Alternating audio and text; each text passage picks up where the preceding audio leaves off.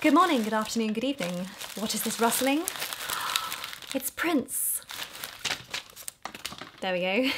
So recently I posted a video about my adventures in Scotland, specifically Edinburgh. I focused on everything but the art. So today I'm going to talk about the art. So I'm an arty person, I'm a creative person. Art is what inspires me. I just love art. One of the days I was in Edinburgh, I sort of dedicated to exploring art shops and buying prints. Now I can understand that this isn't everybody's cup of tea, but this makes me happy, and so if you want to see me be happy for the next 10 minutes, you're welcome to stay, and if not, see you in another video. So the thing that kick-started this whole art exploration journey was an art fair that was happening in the park area around the castle. It was the West End Art Fair. So I'd passed this one morning when I was walking to the bus station when it was all closed up, and then one afternoon it was just by chance I was in the right place at the right time and then spent the afternoon there. It was just a lovely environment and I was walking around with Outlander blaring in my ears. And then there was a particular stall run by Alexandra Snowden. So Alexandra Snowden in particular, she did loads of these prints, like etching, I think. There was someone I knew a few years ago, she was at Summer in the City, called Kim, and she ran a store called Art Equals Happy, and it just reminded me of her.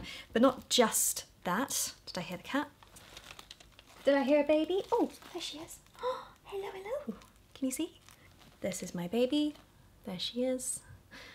Okay, up we go. I couldn't afford to buy the bigger prints, but also I didn't have the capacity to get them all home. So I found myself just buying tons of smaller prints that I could slip inside my suitcase, or cards that I could then turn into prints. So lots of these are quite small. Thought that was cute. I liked the design of this. This I'm gonna give to my dad. I wanna put this in a frame. I'm gonna give that to Ellie next year. My sister's traveling this year.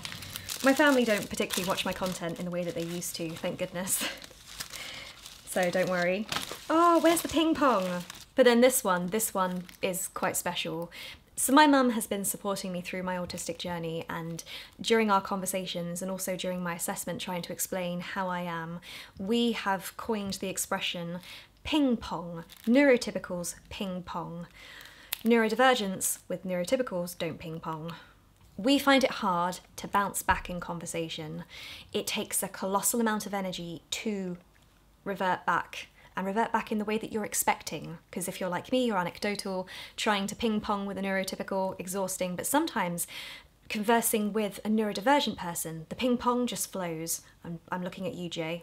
So to say thank you to my mum, I'm going to give her this, and this will mean a lot to my mum. She is the ping in my pong. I also did speak to Alexandra when I was at her stand, and she made me feel nice and welcome. I won't deny that since my diagnosis I have been hyper aware of myself, and I'm finding conversing with people almost impossible currently. Eye contact in particular. Eye contact has always been difficult, but at the moment I'm so aware of it, it's just... But she was a great person to speak to, so thank you for being so welcoming. So in one store I bought 2 magnets. I love the design of them, they're both there. I'll do a close-up of them here. And then later on in my trip I found some prints of those magnets. So I have both the magnets and the prints. They're by 2 different people, but here they are. I adore this one. This is by somebody called Esther Cohen. I just love it. I love cats, I love pink, perfect. But this is kind of special to me.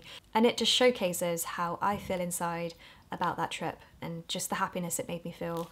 So love this, love this, love this. So on my last day, I unexpectedly found myself in Victoria Street. I mean, a lot of this trip was just me exploring and stumbling into things. I didn't plan everything to the letter. But this is a card by Liz and Kate Pope. It just is an illustration of that street. I loved it, I loved the colour, I loved the angle. It made me think of Bath and Brighton mixed together. There were a few shops on that street that caught my attention, and there was one small one. This one, it's this photo. And they had lots of smaller prints and some cheaper prints as well. So I bought this, I think I bought that. This is by Susan Mitchell. I just love the creativity of that. It's like a scrapbook. There were several versions of this for sale in one of those shops on Victoria Street, and this is the only one that I could buy that I could actually get home. This is by somebody called David Fleck.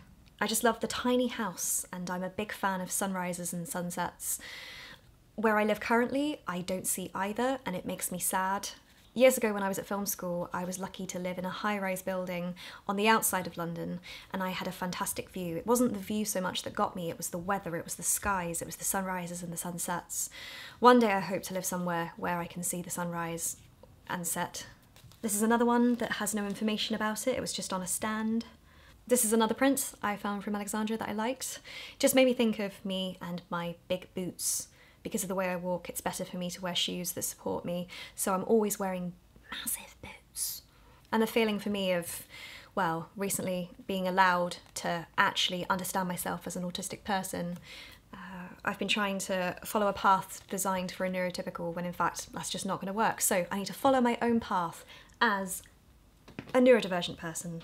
Something else that surprised me on my trip was when I went to see the Royal Britannia yacht, so where the ocean terminal is, there was so much art in that terminal.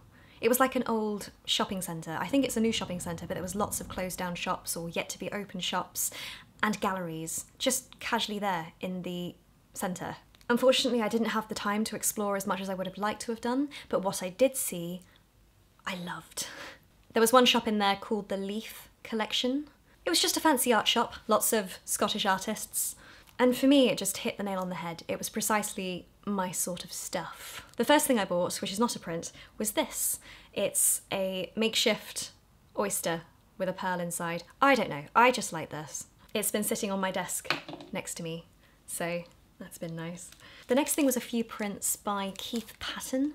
I would argue that the way that I produce art, but also my interest in other art, has evolved over time.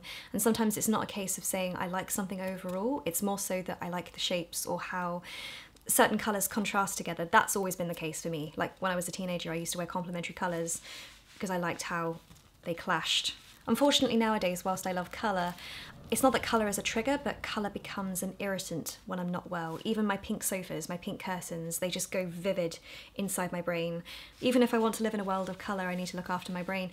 I don't know. Colour, I just love, but I have to be careful with. I was saying to a friend recently, this is sort of what a migraine feels like. I adored this. This was a standalone print, but there's two others that just hit the right spot. That's the first one. And then that's the other one. My dad said it was like the scenes from Interstellar near the end.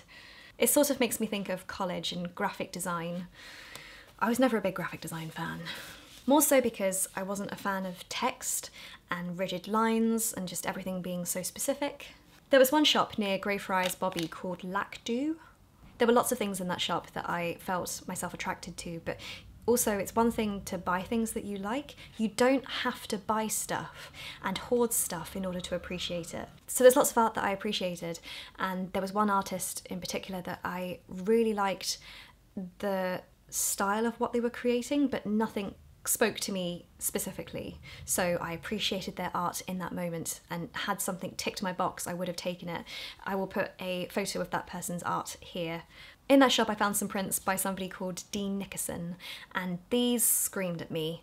These remind me of some of the artists that I was studying in school, in college. For me, this art was a breath of fresh air, and whilst I'm not a people person and I don't have a best friend and I don't think I have a relationship with somebody like this aside from my mum and my sister, I really enjoyed these designs. In my brain I want to imagine that they are cats and not dogs.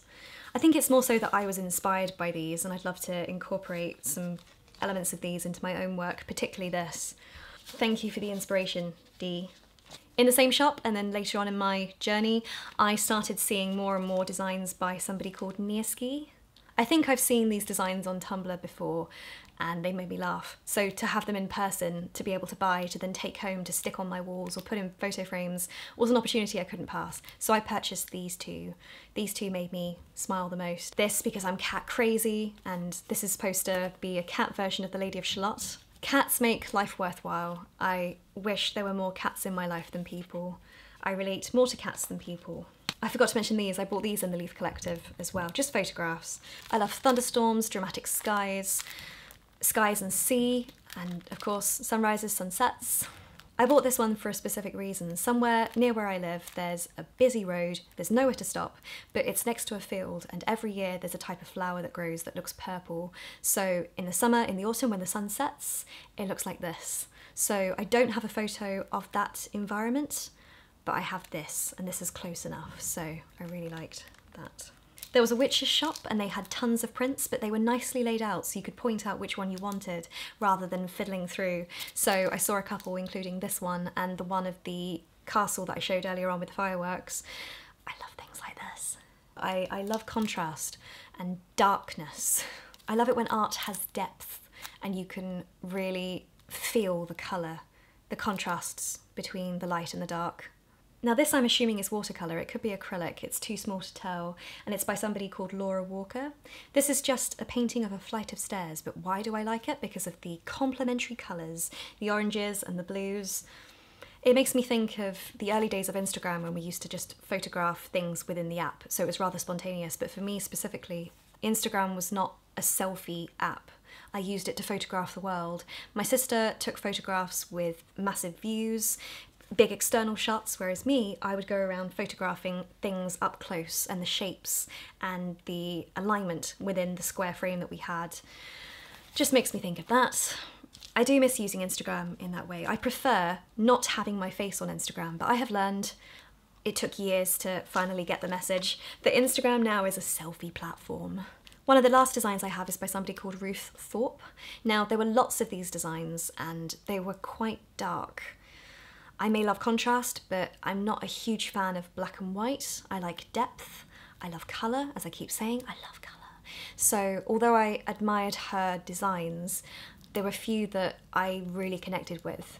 Obviously when you're walking in these shops you don't have to buy anything, but for me it's like, okay, I really like this artist. I'd like to find something of theirs that I connect with. So I was flicking through all these cards in a shop and then discovered this one. Now if you can't see, there is a kayaker at the bottom. I am a kayaker. I spend so much of my life kayaking, it brings me joy.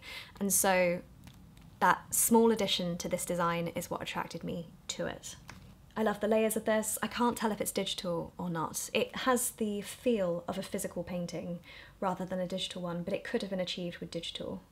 You know what's funny? I've only just noticed there is another kayaker in this photo. I didn't know that, there's two. There's one in the distance as well. That can be Jay, and then that can be me in the distance, running away because I'm so happy kayaking that he has to play catch up. The last print I have is somewhere that I don't actually think I walked down, but again, I loved the colours of this. I finished this adventure feeling overwhelmingly inspired. I loved exploring all these shops and finding all this stuff. When I came home that day, I was just overwhelmed with what I was buying. Here's a clip of me that day. That's a super happy, exhausted, but happy Rebecca.